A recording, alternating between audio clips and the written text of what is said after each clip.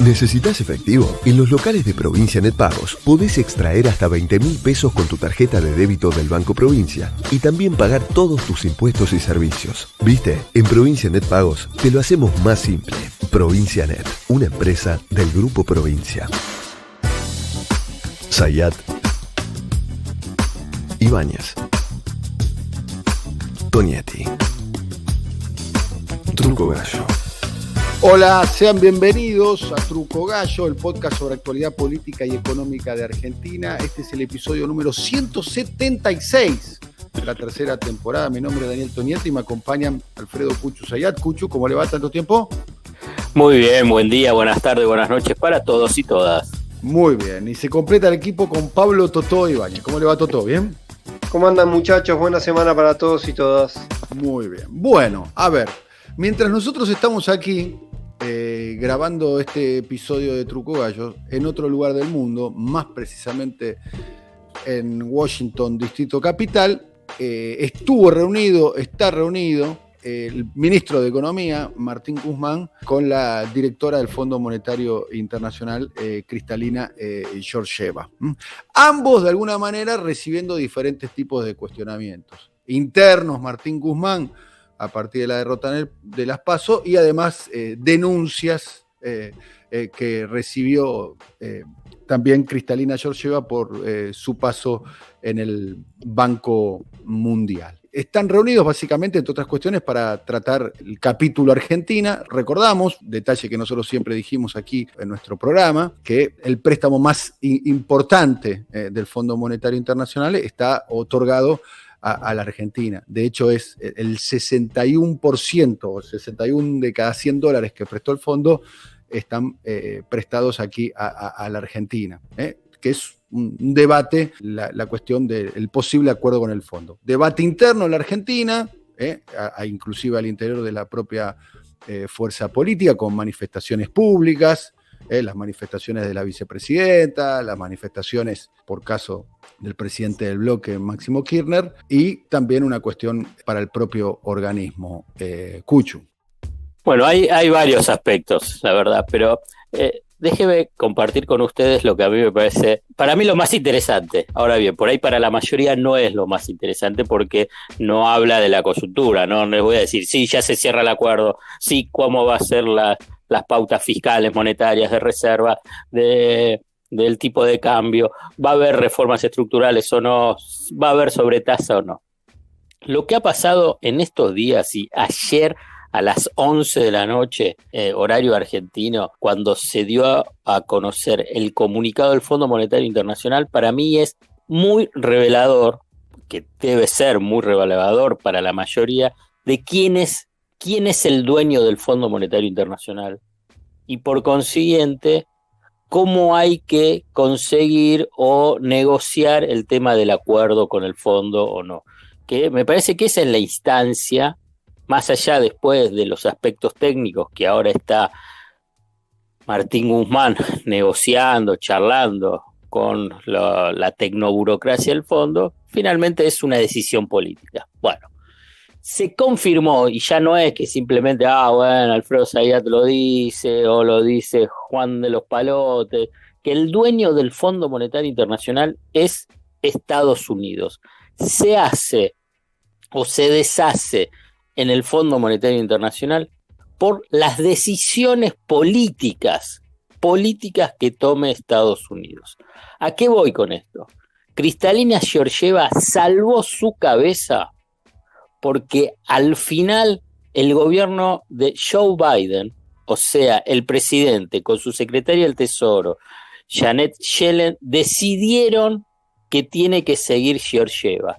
Si ellos decidían, bajaban el pulgar, Georgieva dejaba de ser titular del Fondo Monetario Internacional. Y a mí me parece que es muy relevante para tratar de pensar el acuerdo con la Argentina, pensar qué es lo que tiene que hacer la Argentina para conseguir algún pequeño beneficio en ese acuerdo con el Fondo Monetario Internacional. Lo voy a hacer muy breve, muy breve. Kristalina Georgieva pasó a ser cuestionada a partir de un informe una auditoría externa pedida por el Banco Mundial, que es la línea dura de el establishment político de Estados Unidos, porque fue quien lo puso Donald Trump, no es de Joe Biden.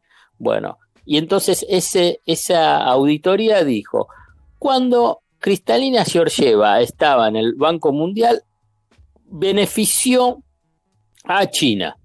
Supuesta irregularidad en un informe que no le importa a nadie, que se llama Doing Business 2018, que puso a China que en lugar del puesto 85 pasó al puesto 78. ¿Quién puede pensar que van a invertir más, menos en China de acuerdo a un informe, a un ranking de ese informe que prepara el Banco Mundial? Totalmente irrelevante, pero totalmente irrelevante. Solamente para las lógicas y dinámicas de las tecnoburocracias financieras, multilaterales y de división de poder y geopolítica, agarró y dijeron, bueno, tenemos que sacar la Georgieva.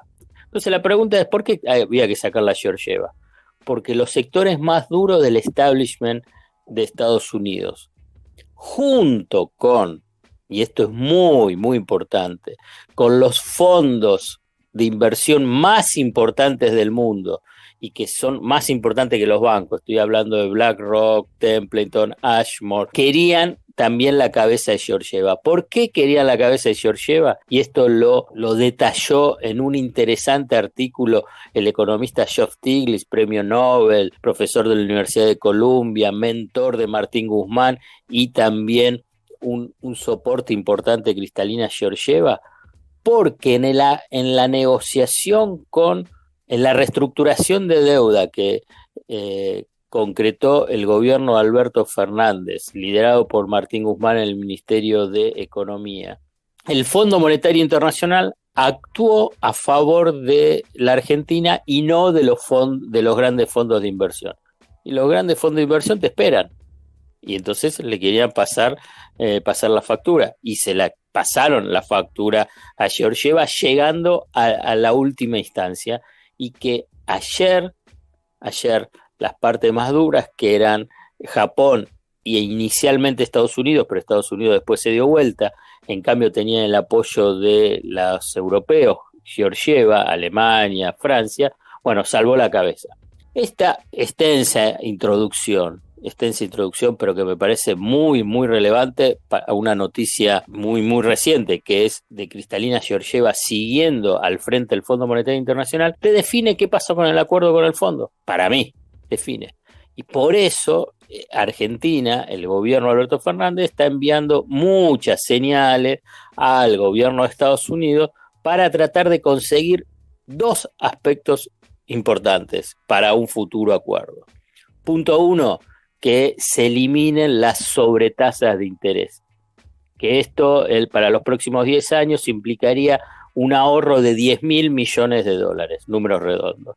Y a la vez también definir un acuerdo a 10 años, un Extended Fund Facility, que sería con 3 o 4 años de gracia, pero con una cláusula novedosa, sería que si aparece un nuevo programa que pueda ser más beneficioso para las partes, y en este caso para la Argentina inmediatamente pasa a ese nuevo programa. Esos son los dos puntos esenciales. Después está todas las discusiones, si querés, técnicas vinculadas con el recorrido fiscal, el sendero fiscal, el monetario, el de las reservas, el tipo de cambio. Bueno, eso es materia para, si querés, para los tecnócratas. Ahora bien, la definición del acuerdo, el pulgar para arriba o el pulgar para abajo, va a ser de Estados Unidos. Alfred, y la relevancia naturalmente de Estados Unidos y de aquella gira que se hizo por Europa en busca de apoyos. Vos venís planteando con bastante frecuencia esta idea de los plazos, de los 10 años, de la posibilidad de que si sale un mejor esquema, un mejor programa de refinanciamiento, Argentina se puede sumar, que eso podría funcionar de una manera indirecta como una extensión de plazo adicional, imagino. Sí. Ahora, hoy es relevante porque viaja Guzmán se sube a la comitiva Juan Mansur, no para el Fondo Monetario, sino para la reunión con los inversores que va a ser el día viernes en Nueva York, pero siempre aparece esta expectativa de cuán cerca se está, cuán lejos está. Y sobre todo, que este es un interrogante que me parece que está cruzando todo, es decir, para el gobierno está más difícil la negociación afuera o adentro, porque este fenómeno propio de qué ocurre, como lo decía Daniel al principio, hay observaciones, hay matices, hay posturas bastante marcadas dentro del propio gobierno respecto a cómo sentarse o a qué negociar, en todo caso con el Fondo Monetario Internacional. Ese mapa, ese juego de posiciones, ¿vos lo advertís de esa misma manera o crees que es una especie de juego también de negociación hacia afuera, pero una vez que se cierre, que Guzmán se siente a negociar, eso acaba a tener el mismo acompañamiento hacia adentro del gobierno? Yo creo que es un juego de roles que están tomando. Incluso vos fíjate, si recordás, me parece que fue en el discurso de Cristina en Escobar, Cristina dijo, bueno, que los DEC sean para pagar el vencimiento de deuda con el Fondo Monetario Internacional, cuando semanas anteriores, incluso Máximo, y hubo meses anteriores un comunicado o una declaración de los senadores de Parrilli, básicamente, sí. Claro, diciendo que los DEC sean para el desarrollo y no para pagarle al fondo. Pero vos fíjate que Cristina después dijo, no, bueno, que se le pague al fondo las cuotas que fue de septiembre y la futura que va a ser en diciembre con los DEC, o sea, con esos dólares que el Fondo Monetario Internacional por la ampliación de capital distribuyó entre todos sus socios, entre ellos la Argentina. Acá hay un aspecto que es, para mí, digamos, central. Cualquier cosa que se firme es solamente para ganar tiempo, digamos.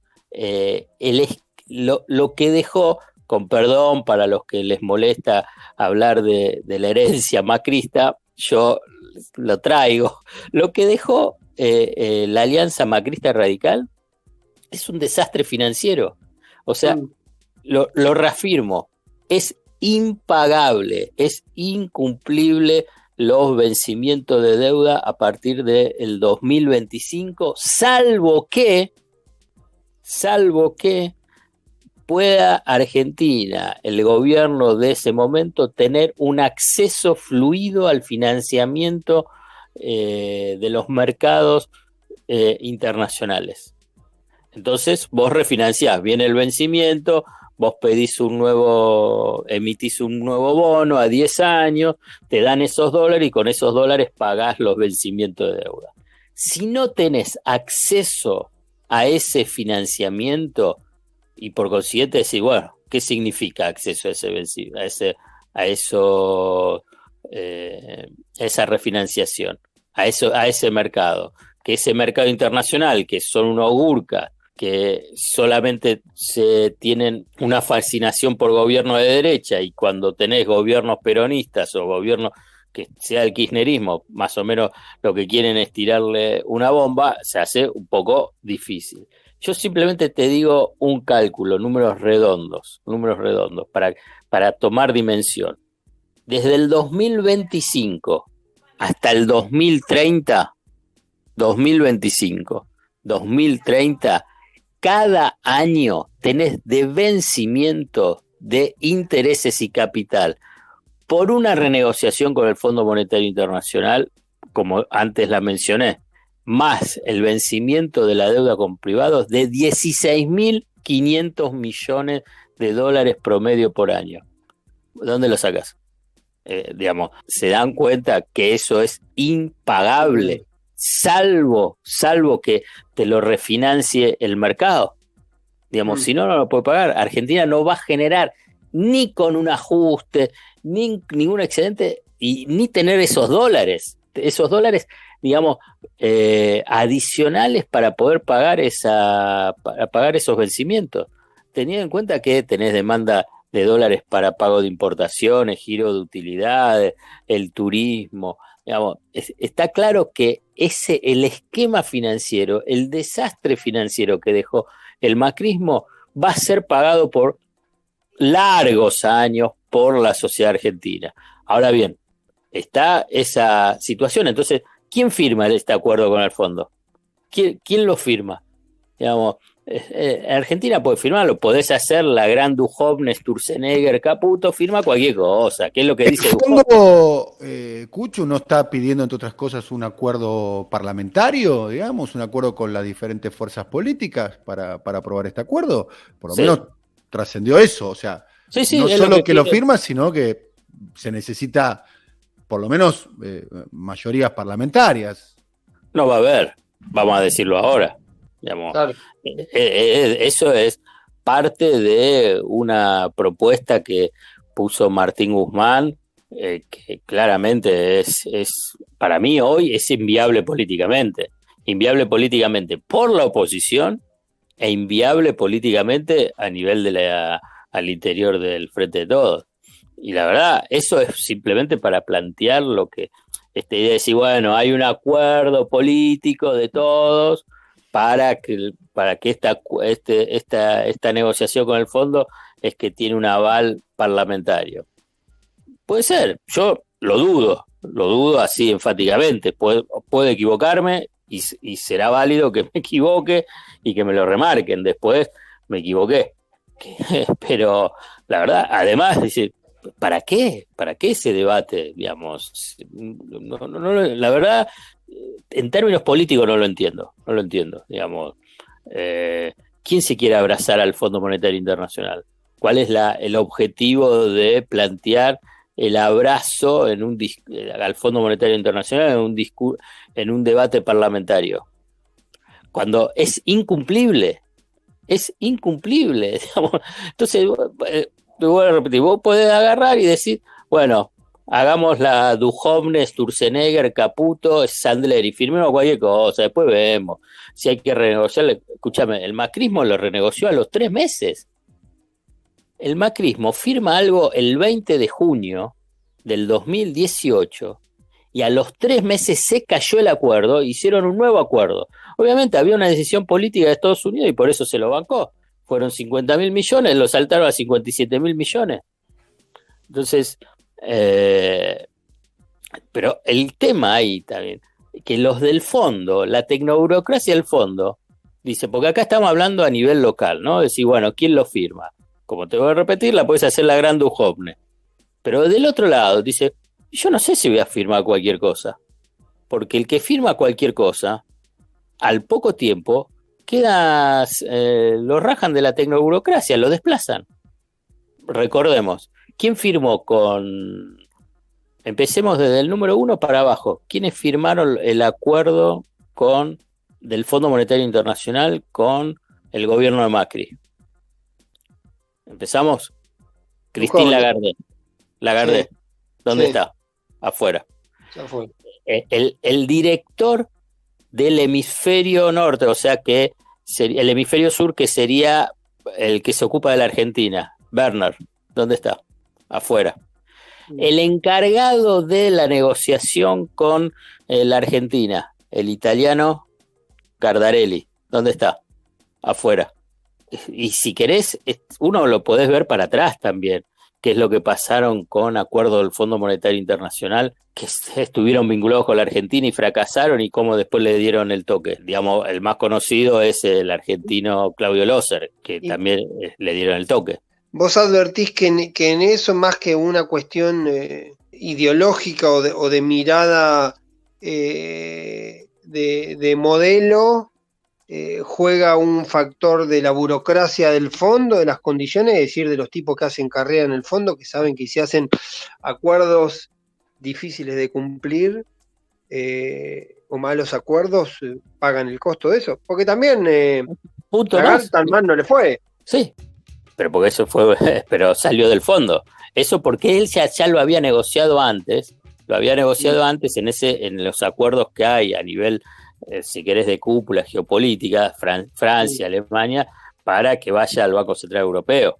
Claramente se va del fondo, digamos. El segundo de Lagarde, ¿quién era? David Lipton, que en realidad fue el que en realidad puso y presionó por el gancho, también se fue del fondo. Iba a volver a Wall Street y la secretaria del Tesoro de Estados Unidos, Joe Biden, Janet Yellen, lo llamó y es un asesor especial de la Secretaría del Tesoro. Lo que te quiero decir es que hay costos tecnoburocráticos.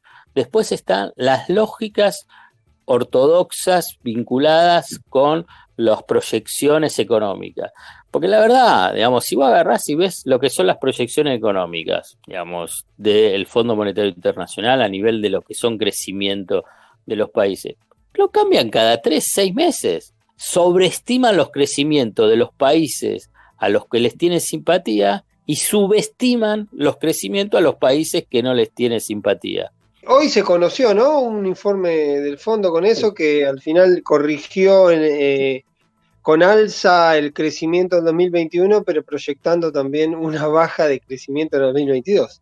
Y sí, y bueno, porque es parte de esa lógica. Así funciona el fondo, pero hace años, y eso no lo cambió. ¿Qué es lo que cambió Kristalina Georgieva?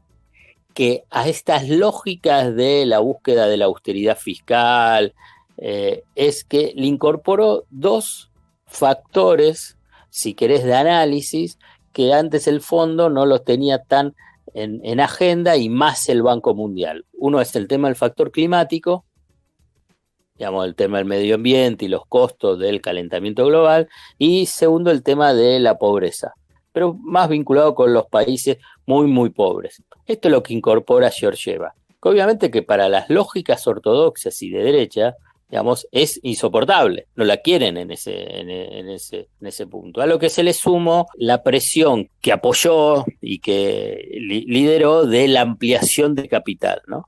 De la ampliación de capital por 650.000 millones de dólares. Los sectores más duros no acompañan estos pequeños matices. Vos decís, ¿qué es lo que está en discusión? Bueno, esos pequeños matices no son soportados. Entonces, ¿cuál van a ser para volver y acá cerrar como concepto? Digamos, el recorrido fiscal que se va a poner en el acuerdo. ¿Cuál tiene que ser el saldo de esas cuentas fiscales para generar el excedente mínimo para cumplir con los acreedores del Fondo Monetario Internacional y privados en dólares a partir del 2025? Es imposible. ¿Qué número van a poner? ¿Qué van a dibujar ahí? ¿Qué van a dibujar? ¿Cuál va a ser el superávit de las cuentas externas necesarias para pagar también esos intereses y capital de deuda? O sea, cuando te digo de cuentas externas, ¿cuántos dólares vas a tener? Está bien, lo van a dibujar, pero está claro que, bueno, si en total en el 2025, 2026, ¿quién va a estar? Un poco es eso también la lógica. Uno interpreta de afuera, digamos, que quizás lo de Christine Lagarde es un ascenso, ¿no? Porque le dieron el manejo de la política monetaria europea, digamos, no pareciera ser que sea un lugar de castigo, digamos, a priori, digamos, del Fondo Monetario al Banco Central Europeo, digamos. Fue arreglado previamente. Fue arreglado previamente, claramente. Bueno, ahora hay un pago en diciembre, ¿no? Sí, más casi 1.900 millones de dólares. Se supone que ese pago está garantizado, ¿no? Con los DEG. Con los derechos especiales de giro. ¿Y qué pasa en el año 2022? Ya los pagos están cercanos a los 19.000 millones, ¿no? Sí. No, es imposible pagar. Serían eso no se puede pagar. 17.788 más 1.242 de interés, lo cual serían 19.000 millones. Es absolutamente imposible de pagar eso, porque... Es imposible, no se paga. Si no hay acuerdo, no se paga. ¿Y el default con el fondo existe? No existe. ¿O sí existe? A nivel de existencia puede existir. La cuestión es que te entras en una situación de muy complicado a nivel internacional y local. Digamos, las consecuencias que son, es una especie de maremoto financiero para la Argentina, sería entrar en default con el fondo. Fundamentalmente también comercial, porque también vos estás negociando o vendiéndole a China o a Estados Unidos, y China y Estados Unidos te dicen, no, ¿cómo te voy a pagar a vos si vos me debes plata? Entonces también ahí tenés consecuencias también de la faz comercial, porque si fuese solamente la faz financiera, y bueno, está bien, si hoy Argentina también está fuera del sistema financiero internacional, nadie te presta, Entonces no estás castigado a nivel de el precio de los bonos, a nivel de lo que es riesgo país, a nivel financiero. Argentina hoy es un paria, pero no es. Cuando vos agarrás ahí pasás a ser no solo un paria financiero, paria comercial, paria vinculado con las relaciones internacionales. Es una decisión absolutamente descartada esa. Claramente nadie está trabajando sobre esa hipótesis. Y claro, ¿por qué China te va a seguir financiando, vamos a poner, las represas de Zepernik? Me falta la otra, ¿no? La Kirchner. ¿Por qué y otra Zepernik. ¿Qué va a seguir financiándola? Porque ojo que China tiene posiciones bastante duras, no es el filántropo del mundo, para nada. Vos recordá que para renovar el swap en el gobierno de Macri, puso como una de las condiciones es que tenías que tener un acuerdo con el Fondo Monetario Internacional. El logro de este gobierno, al comienzo, que hubo que refinanciar una parte del swap, fue sacar esa cláusula. Pero China también quiere, además porque es parte de su juego geopolítico. Pero vos mencionaste el vencimiento de diciembre. ¿Sabés que la vez pasada hice un cálculo, y obviamente lo hice el cálculo consultando al Banco Central y el Ministerio de Economía? Vos sabés que la Argentina, el gobierno de Alberto Fernández, desde el comienzo de su gobierno hasta este pago de diciembre, si lo cumple, digamos, si no se logra refinanciar antes, ¿vos sabés cuántos dólares salieron de las reservas de pagos de intereses y capital del Fondo Monetario Internacional 2020-2021? ¿Cuánto? 5.700 millones de dólares. Impresionante. A mí me parece un monto teniendo en cuenta la escasez de dólares, la escasez obviamente de reservas, el no acceso al financiamiento internacional, una situación de default virtual con los acreedores externos por la herencia macrista, sin acceso al financiamiento en pesos, también fruto de la herencia del macrismo con el último ministro de Economía, Hernán Lacunza, que se dedica a hablar de deuda cuando fue el único ministro de la historia argentina que defaulteó deuda de la propia moneda, o sea, en pesos. Y de su propio gobierno. En su propio gobierno y que llamó reperfilamiento. Bueno, en este periodo, la Argentina salieron reservas del Banco Central por 5.700 millones de dólares, teniendo en cuenta si en diciembre se paga, al Fondo Monetario Internacional. A mí me parece un monto elevadísimo, teniendo en cuenta todas las restricciones que tuvo la Argentina, tiene la Argentina. Las últimas preguntas que quiero hacerte, Cucho, vos que seguís el tema de cerca. El fondo históricamente, ¿no le gusta el control de capitales? ¿Estamos de acuerdo? Sí. Bien. Varió en los últimos tiempos. Poquitito. Pero a priori no le gusta el control, no, bueno, más allá de la década del 80, a partir de la mediada de la década del 70, 80 y 90 no le gustaba el control de capitales. A partir del 2008, con la crisis, empezó a haber un debate interno y bien, ahora lo acepta regañadientes. Bueno, no le gustan muchos tipos de cambios, ¿no? No le gusta, eso seguro. No le gustan muchos tipos de cambios, o sea, le gusta, para decir una manera, un solo dólar. Sí. No un dólar comercial y un dólar mercado libre de cambio. Sí. Un mercado libre de cambio. Eso, en la situación argentina, digamos, con una brecha entre el dólar financiero y el dólar comercial de 85%, implicaría más o menos una devaluación, ¿o no? Uh-huh. Sí. Básicamente, digamos. ¿Y está eso dentro de las discusiones con el fondo? Digamos, el fondo le dice, liberen el tipo de cambio. Lo que dicen las negociaciones, nosotros queremos un dólar libre, sabemos de las restricciones de la Argentina, transitoriamente aceptaríamos esta cuestión de la administración del mercado de cambio con el objetivo de achicar la brecha y en un mediano plazo liberar el mercado. Bueno, hemos terminado otro apasionante capítulo de Truco Gallo. Será hasta la próxima, querido Cucho. Gracias por su participación estelar el día de hoy. Un abrazo grande para todos. Un abrazo también a Totó Ibáñez. Hasta la próxima, querido Totó. Saludos, muchachos. Un abrazo, muchachos. Hasta la próxima. Coordinación: Alfred Ábalos. Producción comercial: Pablo López. Realización: Simón Villarrubia. Diseño gráfico, Andrés Roch y Lisandro Aira para brasilcomunicación.com.